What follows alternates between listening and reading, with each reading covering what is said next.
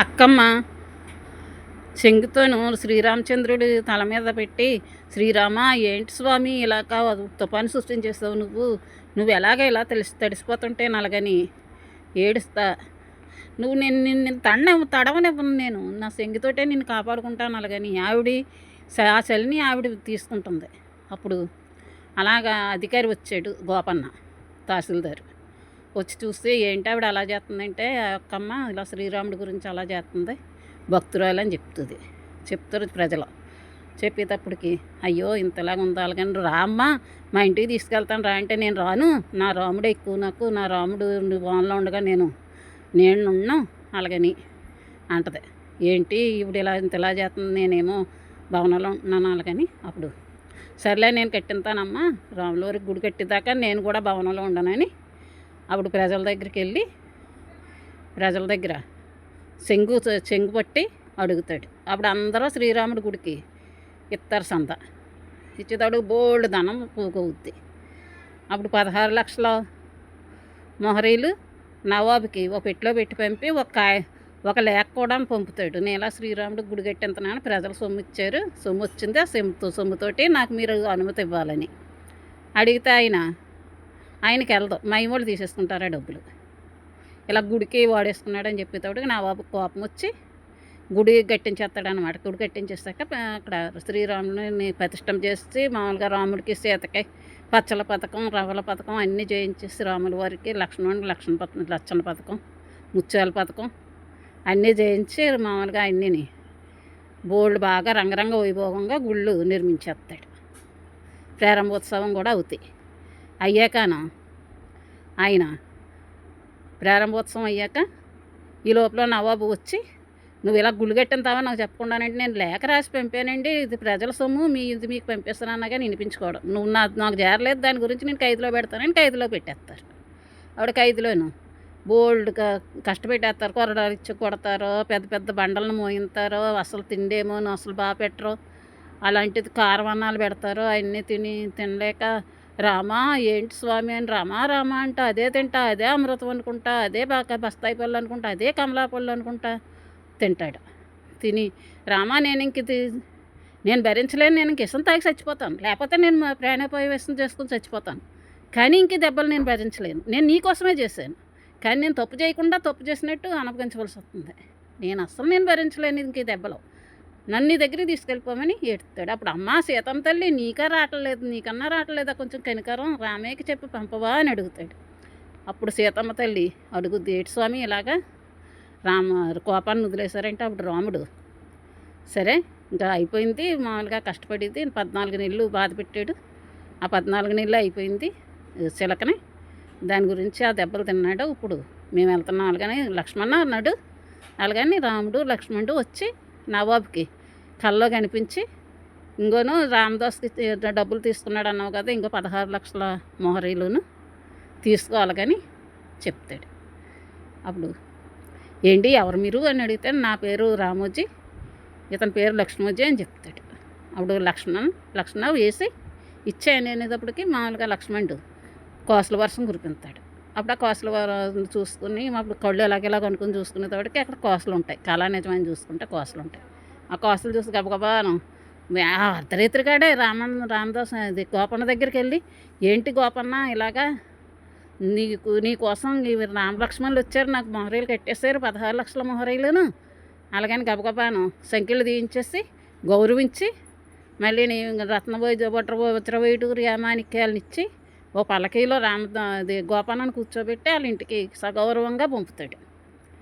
పంపాక నాకు ఈ గౌరవాలు ఏమొద్దు, నా రాముడు దర్శనం ఇవ్వలేదు, మీరు ప్రభువులను నిరూపించుకున్నారు, నాకు రాముడు దర్శనమే కావాలి అలాగని అంటాడు రామదాస్. అప్పుడు రాముల వారు మామూలుగా ఎక్కడున్నాడని ఎదిగితే, అప్పుడు నీ హృదయంలోనే ఉన్నాడు అలాగని ఆకాశం అని చెప్పుద్ది. అప్పుడు నువ్వు ఇప్పటి నుంచి రామదోసవి, రాముడికే దోసమని చెప్తుంది. చెప్పాకను అప్పుడు నువ్వు సుఖ సంతోషాలతోటి నీ కుటుంబాన్ని చూసుకుని ఆనందంగా ఉండు అలాగని దీవింతది. అప్పుడు రామదాసు అప్పుడు సీతారాములు ప్రత్యక్షమయ్యి ఏం కావాలో కోరుకోమంటారు. కోరుకోమంటే అప్పుడు శ్రీ సీతారామ, నేను మీ వైభోగం అంతా నేను ఈ భద్రాచలంలో ఉండి చూడాలి, ఏ ఏ యుగంలో అయినా సరే నేను మీ కళ్యాణం చూడాలి అలాగని కోరుకుంటాడు. అప్పుడు అక్కడ వచ్చిన భక్తులందరినీ దీవింతా భద్రాచలంలోను ఆకాశంలో ఉండి రామదాస్ దీవింతుంటాడు. అప్పుడు ఈ నవాబు గారు ఇంకిప్పుడు నుంచేని సీతారాముల కళ్యాణం ప్రతి సంవత్సరం జరుగుద్ది. శ్రీ సీతారాముల కళ్యాణం రోజుని ప్రతి ఊరు అన్నిట్లోనూ జరుగుతుంది. అందరూ చెయ్యాలి సీతారామ కళ్యాణం.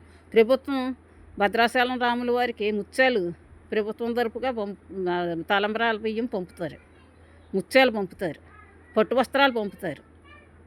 అలాగని ఎవరు ఏ ప్రభుత్వం ఉన్నా కానీ జరగాలి అలాగని ఆ శాసనం రాసి నవాబు గారు చెప్పారు.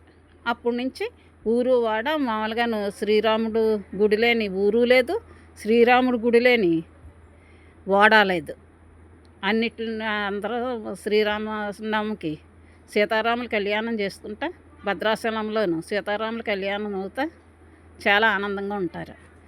ఈ కథ విన్నా చదివినా సుఖ సంతోషాలు కలిగి ధనధాన్యాలు కలిగి అష్టైశ్వర్యాలతోటి తులతూగుతా విజయాలన్నీ మీ సొత్తు అవుతాయి. శ్రీరాముడు, సీతమ్మ తల్లి, లక్ష్మణస్వామి, భరత శత్రుఘ్నులు మొత్తం సృష్టి అంతా మనల్ని దీవింతది. శ్రీరామ శ్రీరామ శ్రీరామ. భక్త రామదాసుని స్మరించుకోండి ఇప్పుడు ఈరోజు.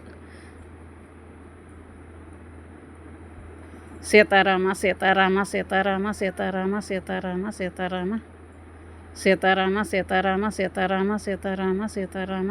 ఆంజనేయ స్వామి ఆంజనేయ స్వామి ఆంజనేయ స్వామి.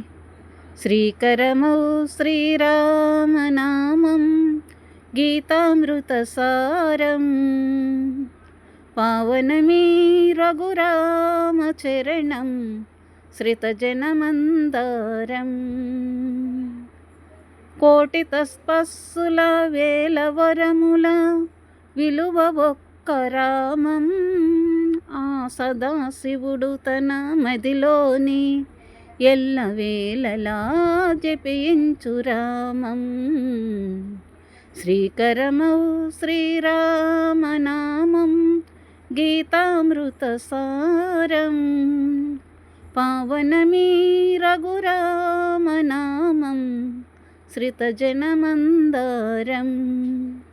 ఎక్కడ రాముని భజన జరుగునో అక్కడ హనుమ నివాసం. చల్లని నామం సాగే వేళల సాగదు మాయాజాలం. శ్రీకరమౌ శ్రీరామనామం గీతామృతసారం పావనమీ రఘురామచరణం శ్రితజనమందారం.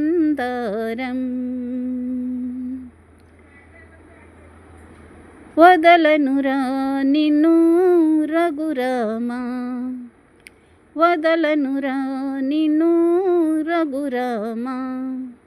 మా జీవితమే నవపారిజాతం, మా జీవితమే నవపారిజాతం. ఏనాడో అది నీకే అంకితము. వదలను వదలను వదలనురా నిన్ను రఘురామా.